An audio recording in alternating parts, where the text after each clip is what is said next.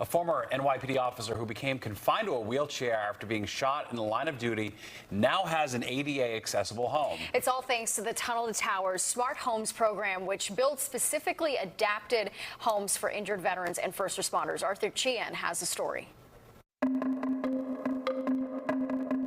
New York in the 70s was a bit chaotic. There was a horrible heroin epidemic. And where I worked, you could walk into a crowd of dozens and dozens on a corner, and transactions were flying left and right.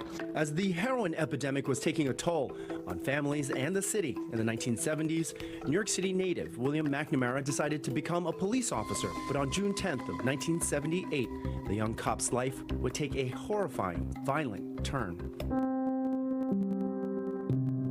It was a day tour. It was pretty uneventful. McNamara was walking by the St. Nicholas houses in central Harlem. And I was walking north on 7th Avenue. A gentleman was crossing the street diagonally, and he said, "Hey, officer," and he was no further than, 5 or 6 feet away when suddenly he charged me. The two struggled. McNamara didn't draw his gun, wanting to resolve the struggle without it. And lo and behold, my holster failed. The gun came out. We struggled for it between our chests, and it discharged, and I was immediately paralyzed. Up until that moment, McNamara had been a runner his entire life. Without the use of his legs, he lay helpless on the ground. The suspect, still armed, wasn't finished. When I rolled my head back, there he was behind me with the weapon aimed at my head. And he said, "Now I'm going to kill you."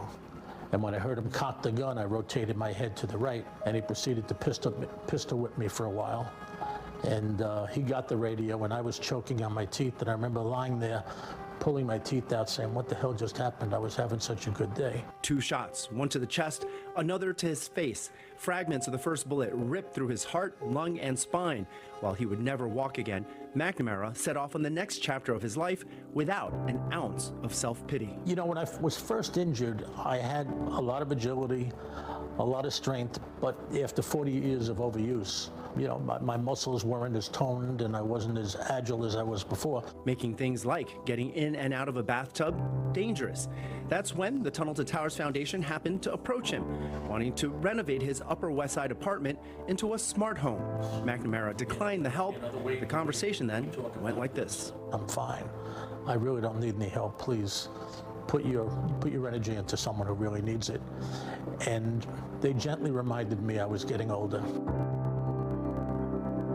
Talking it over with his family, McNamara came to the realization it wasn't about him, but to help his whole family, which worries collectively for his well-being. Setting aside his reservations, McNamara got on board. The work began earlier this year, and by the end of summer, it was done.